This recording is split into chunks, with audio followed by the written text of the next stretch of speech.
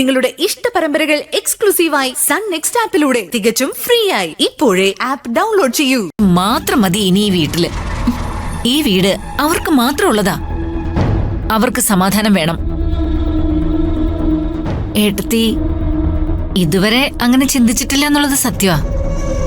പക്ഷേ ഇനി അങ്ങനെ ചിന്തിച്ചേ പറ്റൂ.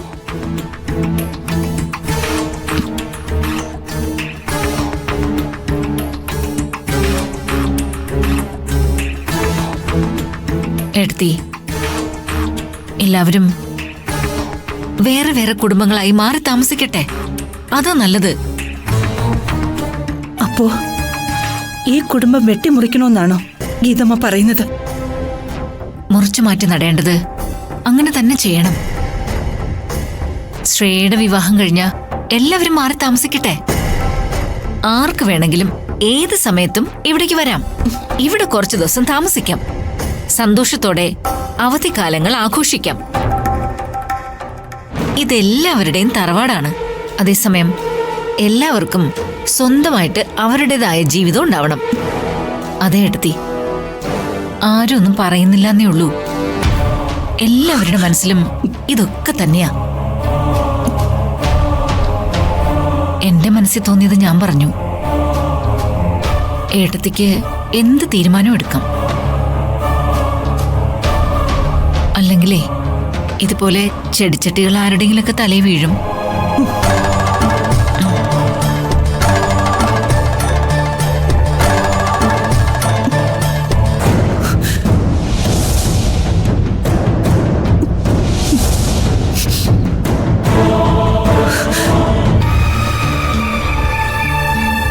ഞാൻ നിന്നോട് പറഞ്ഞല്ലേ, നമുക്ക് അവിടെ വെച്ച് കാണാമായിരുന്നു. അവൻ വരാന്ന് പറഞ്ഞിട്ട് വന്നില്ല. പിന്നെ ഞാൻ എന്ത് ചെയ്യാനാ? ഇനി കുറച്ചും കൂടെ. അതെ, ഞാൻ പിന്നെ വിളിക്കാം. Okay okay, bye. Physical test പാസ്സാവും. Good morning. Morning. Rupesh bro, നിങ്ങൾ എന്റെ എല്ലാ പ്രതീക്ഷകളും തെറ്റിക്കുകയാണല്ലോ ബ്രോ. എന്ത് അങ്ങനെ ആവശ്യമില്ലാത്തൊക്കെ നീ എന്തിനാ പ്രതീക്ഷിക്കാൻ പോകുന്നത്? അതല്ല, പണ്ടേ രാവിലെ എഴുന്നേക്കാനേ എന്തൊരു മടിയായിരുന്നറിയോ രൂപേഷ് ബ്രോയ്ക്ക്. ഇപ്പോഴും ആ മടിക്ക് കുറവൊന്നുമില്ല. എന്നും രാവിലെ എത്ര നിർബന്ധിച്ചിട്ടാ എന്റെ കൂടെ വരുന്നേ. ഇതിന്റെ ക്രെഡിറ്റ് മുഴുവൻ ദർശനയ്ക്ക് തന്നെ. സോറി, ഞാൻ പേര് വിളിക്കുന്നുണ്ട് പരിഭവമൊന്നുമില്ലല്ലോ അല്ലേ? സ്ഥാനം അനുസരിച്ച് ഏട്ടത്തിൽ തന്നെ വിളിക്കേണ്ടത്. ഏട്ടത്തിയോടുള്ള എല്ലാ ബഹുമാനവും എന്റെ ഉള്ളിലുണ്ടാവും. എനിക്കങ്ങനെ ഒരുപാട് ബഹുമാനമൊന്നും വേണ്ട. എന്റെ പേര് വിളിച്ചാ മതി. പെരുമാറ്റം കൊണ്ട് ബഹുമാനം തന്നാ മതി. ശരി, കേട്ടില്ലേ ബ്രോ? ഏതൊരു പുരുഷന്റെയും മാറ്റത്തിനു പിന്നിൽ ഒരു സ്ത്രീ ഉണ്ടെന്ന് പറയുന്നതേ വെറുതെ അല്ല. രൂപേഷ് ചേട്ടൻ ഇതുപോലൊന്ന് മാറാൻ പണ്ട് എല്ലാവരും ആഗ്രഹിച്ചിരുന്നു. ദർശനം വന്നപ്പോ എത്ര ഈസിയായിട്ടാ രൂപേഷ് ചേട്ടൻ മാറിയത്. കൺഗ്രാറ്റ്സ് ദർശന. രാവിലെ എഴുന്നേറ്റ് ഇത്ര എക്സസൈസ് ചെയ്തിട്ട് എനിക്കൊന്നുമില്ലേ? ഉണ്ടല്ലോ. കൺഗ്രാറ്റ്സ്. രൂപേഷ് ചേട്ടന്റെ നല്ല മനസ്സാണ്. അതുകൊണ്ടാ ദർശനെപ്പോലെ ഒരു പെൺകുട്ടിയെ കിട്ടിയത്. അതെ, എനിക്ക് നിങ്ങളുടെ കല്യാണത്തിന് വരാൻ പറ്റിയില്ല. അതുകൊണ്ട് എനിക്കൊരു ട്രീറ്റ് തരണമെന്നുണ്ട്. ഒരു ഡിന്നർ പാർട്ടി. എപ്പോഴാ സമയം? അല്ല, ഈ അടുത്ത 2 ആഴ്ച ഞങ്ങൾ ഭയങ്കര ബിസി ആയിരിക്കും. അത് കഴിഞ്ഞ് നമുക്ക് വേണമെങ്കിൽ നോക്കാം. തീയതി നിങ്ങൾക്ക് തീരുമാനിക്കാം. ആ, പിന്നെ വേറൊരു കാര്യം ചോദിക്കാൻ മറന്നു. എപ്പോഴാ സിവിൽ സർവീസിന്റെ റിസൾട്ട്? അത് വരേണ്ട സമയമായി. ഇനി ഏത് ദിവസവും അതുണ്ടാവും. അതിന്റെ ടെൻഷനിലാ ഞാൻ. എന്തിനാ ടെൻഷൻ? ദർശനയ്ക്ക് എന്തായാലും കിട്ടും. ആ, രൂപേഷ് ചേട്ടൻ ഉറപ്പിച്ച് പറഞ്ഞിട്ടുണ്ടെങ്കിൽ അത് സത്യമായിരിക്കും. ദർശനയ്ക്ക് സിവിൽ സർവീസ് ഉറപ്പായിട്ടും കിട്ടും. അതെന്താ അങ്ങനെ? അതെ, പണ്ട് തൊട്ടേ ഉള്ളൊരു കഥയാ. ഞങ്ങളിങ്ങനെ മുറ്റത്ത് കളിച്ചോണ്ട് നിൽക്കുമ്പോ കുട്ടിക്കാലത്തെ രൂപേഷ് ചേട്ടൻ ചിലപ്പോ പറയും ഇപ്പൊ മഴ പെയ്യുന്നു. ഞങ്ങൾ നോക്കുമ്പോ നല്ല വെയിലായിരിക്കും. എല്ലാരും രൂപേഷ് ചേട്ടനെ കളിയാക്കും. പക്ഷേ എവിടെ നിന്നാണെന്ന് അറിയില്ല, കുറച്ച് സമയത്തിനുള്ളിൽ പെരുമഴ. ചിലപ്പോ ഇടിയും മിന്നലും ഒക്കെ ഉണ്ടാവും. ചില സമയത്ത് ഈ കാർമേഘം ഇങ്ങനെ ആകാശം നിറയെ മൂടി നിൽക്കുമായിരിക്കും. നമ്മൾ വിചാരിക്കും ഉടനെ അങ്ങ് മഴ പെയ്യുന്നു. പക്ഷേ രൂപേഷ് ഏട്ടൻ പറയും ഇപ്പൊ മഴ പെയ്യില്ല എന്ന്. എന്നിട്ടെന്താ, രൂപേഷ് ഏട്ടൻ പറഞ്ഞ പോലെ തന്നെ സംഭവിക്കും. അന്ന് മഴ പെയ്യില്ല. പെയ്യാൻ നിന്ന കാർമേഘങ്ങളൊക്കെ എങ്ങോട്ടോ പോയി മറയും. അതുകൊണ്ട് രൂപേഷ് ഏട്ടൻ ഒരു കാര്യം ഉറപ്പിച്ച് പറഞ്ഞ അത് നടന്നിരിക്കും. ഇവന്റെ ഒരു കാര്യം ഞാൻ കൊടുക്കാം. ദാ. ഗീതമ്മ എവിടെ? മോള് പൊക്കോ.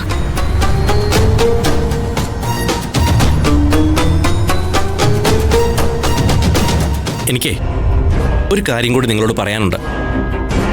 നമ്മുടെ കമ്പനിയിൽ എനിക്കൊരു ജോലി തരാൻ ചിലപ്പോ അച്ഛനും അമ്മയും നിങ്ങളെ നിർബന്ധിക്കും. ഒരിക്കലും നിങ്ങളത് സമ്മതിക്കരുത്. എനിക്ക് നമ്മുടെ കമ്പനി ജോലി വേണ്ട. അതിലൊരു ത്രില്ലില്ല. കൊച്ചിയിൽ ഞങ്ങൾ സുഹൃത്തുക്കളെല്ലാം കൂടെ ചേർന്ന് ഒരു സ്റ്റാർട്ടപ്പ് തുടങ്ങാൻ ആലോചിക്കുക. അത് നന്നായി നോക്കണമെന്ന എൻ്റെ ആഗ്രഹം. ദയവ് ചെയ്ത് ഇക്കാര്യം അച്ഛനോടും അമ്മയോടും മിണ്ടിയേക്കല്ലേ. അവർ സമ്മതിക്കില്ല. എന്ത് സ്റ്റാർട്ടപ്പാ ഉദ്ദേശിക്കുന്നത്? അത് വെജിറ്റബിൾസും ഫ്രൂട്ട്സും. ഓർഗാനിക്കായ പച്ചക്കറികൾ കർഷകരുടെ അടുത്തുനിന്ന് വാങ്ങി ഫ്രഷായി വിദേശ മാർക്കറ്റിലോട്ട് എത്തിക്കുക. അതാണ് ഞങ്ങളുടെ ടാർഗറ്റ്. അതിന്റെ എക്സ്പോർട്ടിംഗ് ലൈസൻസും മറ്റും കിട്ടിക്കഴിഞ്ഞു. ഇനി ചില പേപ്പർ വർക്കുകൾ കൂടി ബാക്കിയുണ്ട്. എൻ്റെ ചില സുഹൃത്തുക്കളാണ് ഇതിൻ്റെയൊക്കെ മുന്നിലുള്ളത്. ഇക്കാര്യം ഞാൻ അച്ഛനോടും അമ്മയോടൊന്നും പറഞ്ഞിട്ടില്ല.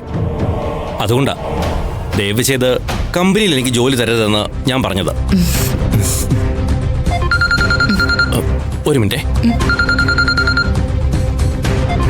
ഒരു കോള. ഹലോ. ആ നീയായിരുന്നോ? പറടാ. ദർശനേ, നമുക്ക് പോ.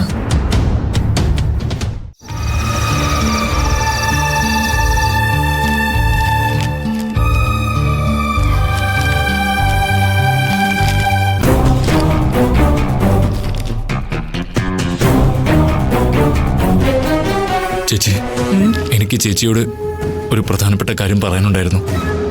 പറഞ്ഞു. സാധാരണ എന്തെങ്കിലും കാര്യം പറയാനുണ്ടെങ്കിൽ നീ ഇങ്ങനെയല്ലല്ലോ സംസാരിക്കുന്നത്. ഇന്ന് മാത്രം എന്താ ഒരു പ്രത്യേകത? ഞാൻ ആകെ ധർമ്മസങ്കടത്തിലാണ് ചേച്ചി. എന്തിന്? പവി, എന്താ ഇത്? എന്റെ മോളുടെ ജീവിതം തകർന്നു പോയ ചേച്ചി. അവളുടെ വിവാഹം കാണാൻ എനിക്ക് യോഗമില്ലാതായി. നീ എന്തൊക്കെയായി പറയുന്നേ? അവളുടെ കല്യാണം നടത്താൻ നമ്മൾ തീരുമാനിച്ചതല്ലേ? പിന്നെ എന്താ ഇപ്പൊ നിന്റെ പ്രശ്നം? ഞാൻ ജോത്സ്യനോട് സംസാരിച്ചു. ജോത്സ്യൻ പഠിച്ച ശാസ്ത്രവിധികളെല്ലാം നോക്കി. എന്നിട്ട് അയാൾ എന്തു പറഞ്ഞു? ശ്രേയയ്ക്ക് വിവാഹയോഗം ഇല്ലെന്ന് പറഞ്ഞോ? വിവാഹയോഗമൊക്കെ ഉണ്ട്. അടുത്ത 3 ആഴ്ചക്കുള്ളിൽ അവളുടെ വിവാഹം നടക്കണം. അല്ലെങ്കിൽ 30 വയസ്സിന് ശേഷം മാത്രമേ അവൾക്ക് വിവാഹയോഗമുള്ളൂ.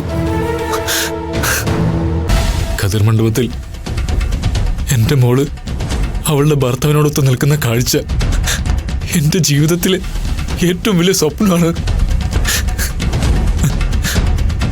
മനുഷ്യന്റെ കാര്യമല്ലേ ചേച്ചി? അത് കാണാതെ ഞാൻ ഈ ലോകം വിട്ടു പോയാ എന്റെ ആത്മാവിന് പോലും മോക്ഷം കിട്ടില്ല. പവി, നീ എന്തിനാവശ്യമില്ലാത്ത കാര്യത്തിൽ ഇങ്ങനെ ടെൻഷൻ അടിക്കുന്നേ? 3 ആഴ്ചക്കുള്ളിൽ വിവാഹം നടത്താൻ പറ്റില്ലെന്ന് പയ്യന്റെ വീട്ടുകാർ പറഞ്ഞോ? അവരൊന്നും പറഞ്ഞില്ല. പക്ഷെ ഒരു പെൺകുട്ടിയുടെ കല്യാണമല്ലേ, അതെങ്ങനെ 3 ആഴ്ച കൊണ്ട് നടത്തും? അത് സാധിക്കില്ല ചേച്ചി.